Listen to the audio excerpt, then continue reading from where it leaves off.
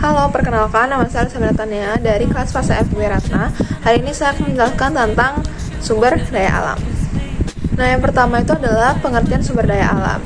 Jadi, sumber daya alam adalah segala sesuatu yang terdapat di alam dan dapat dimanfaatkan untuk memenuhi kebutuhan manusia serta mendukung berbagai kegiatan ekonomi dan kehidupan sehari-hari.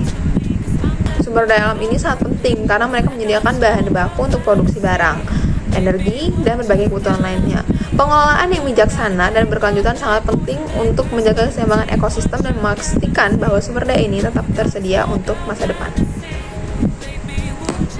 Nah, selanjutnya itu ada pemanfaatan dari sumber daya alam. Nah, pemanfaatan sumber daya alam ini adalah menggunakan sumber daya alam untuk memenuhi kebutuhan sehari-hari, baik itu dari segi barang, jasa, maupun energi.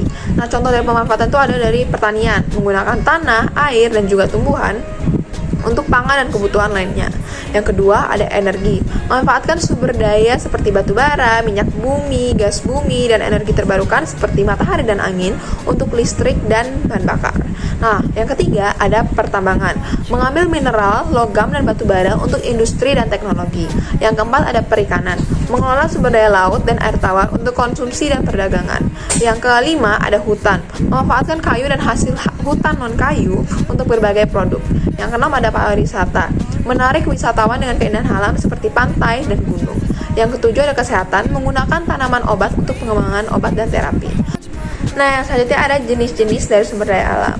Yang pertama itu ada jenis sumber daya alam berdasarkan potensi penggunaannya. Nah, berdasarkan potensi penggunaannya itu ada sumber daya alam materi. Jadi sumber daya alam materi ini sumber daya alam yang berasal dari alam dan bisa didapatkan dari alam. Nah, contohnya itu seperti sumber daya alam emas, batu bara, dan minyak serta tanah untuk pertanian. Nah, selanjutnya untuk sumber daya alam berdasarkan potensi penggunaannya itu ada sumber daya alam energi. Jadi, sumber daya alam energi adalah sumber daya yang berasal dari alam dan dapat digunakan untuk menghasilkan energi seperti air, udara, dan panas geotermal. Nah, sumber daya ini digunakan untuk memenuhi kebutuhan manusia, termasuk untuk menggerakkan mesin dan menghasilkan listrik. Nah, contoh dari sumber daya alam energi ini ada air untuk hidroelektrik, udara untuk angin kencang, dan panas geotermal untuk pembangkit listrik geotermal. Nah, berdasarkan potensi penggunaannya, yang terakhir itu ada sumber daya alam ruang. Jadi, sumber daya alam ruang ini adalah sumber daya yang berasal dari alam dan dapat digunakan untuk memenuhi kebutuhan manusia, seperti udara dan ruang laut. Nah, sumber daya alam ini itu digunakan untuk memenuhi kebutuhan manusia dalam jenis transportasi, dan juga pengiriman barang maupun jasa. Nah, contohnya itu seperti udara untuk transportasi udara dan ruang laut untuk transportasi laut. Nah, selanjutnya jenis-jenis SDA itu ada jenis SDA berdasarkan macamnya.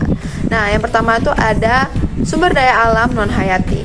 Jadi sumber daya alam non-hayati itu adalah sumber daya yang berasal dari alam dan tidak memiliki kehidupan, seperti air, udara, dan tanah. Nah, kalau untuk contohnya tuh ada untuk air, untuk irigasi dan pengolahan limbah, ada udara untuk produksi udara kondisioner, dan tanah untuk pertanian. Nah, sumber daya alam berdasarkan macamnya yang kedua atau yang terakhir itu ada sumber daya alam hayati. Nah, jadi sumber daya alam hayati adalah sumber daya yang berasal dari alam dan memiliki kehidupan seperti hewan, tumbuhan, dan juga mikroorganisme. Sumber daya ini tuh dapat digunakan untuk memenuhi kebutuhan manusia seperti makanan, pakaian, dan obat-obatan. Nah, contohnya itu adalah hewan untuk makanan dan pakaian, tumbuhan untuk makanan dan obat-obatan, dan mikroorganisme untuk produksi antibiotik. Nah, yang selanjutnya berdasarkan sifat kelestariannya, sumber daya alam itu ada dua, yaitu sumber daya alam yang dapat diperbaharui dan yang tidak dapat diperbaharui. Nah, yang pertama saya membahas tentang yang dapat diperbaharui dulu. Jadi sumber daya alam yang dapat diperbaharui adalah sumber daya yang dapat diperbaharui secara alami dengan waktu yang relatif singkat, seperti air, udara, dan vegetasi. Sumber daya ini dapat digunakan kembali setelah digunakan, seperti air yang dapat digunakan kembali setelah digunakan untuk irigasi, atau udara yang dapat digunakan kembali setelah digunakan untuk produksi udara kondisioner. Nah, contoh sumber daya alam yang dapat diperbarui termasuk air untuk irigasi dan pengolahan limbah, udara untuk produksi udara kondisioner, dan vegetasi untuk papan dan papan. Nah, yang selanjutnya adalah sumber daya alam yang tidak dapat diperbarui. Jadi sumber daya alam yang tidak dapat diperbarui adalah kebalikan dari sumber daya alam yang dapat diperbarui. Sumber daya alam tidak dapat diperbarui secara alami dan membutuhkan waktu yang relatif lama untuk mendapatkannya kembali. Contoh itu seperti mineral dan juga bahan bakar fosil. Nah, sumber daya ini tuh tidak dapat digunakan kembali setelah digunakan. Seperti mineral yang tidak dapat digunakan kembali setelah produksi elektronik, atau bahan bakar fosil yang tidak dapat digunakan kembali setelah digunakan untuk menggerakkan mesin. Nah, contohnya itu adalah sumber daya alam mineral untuk produksi elektronik dan bahan bakar fosil untuk menggerakkan mesin. Oke, sekian penjelasan dari saya. Mohon maaf jika ada kekurangan. Sekian dan terima kasih.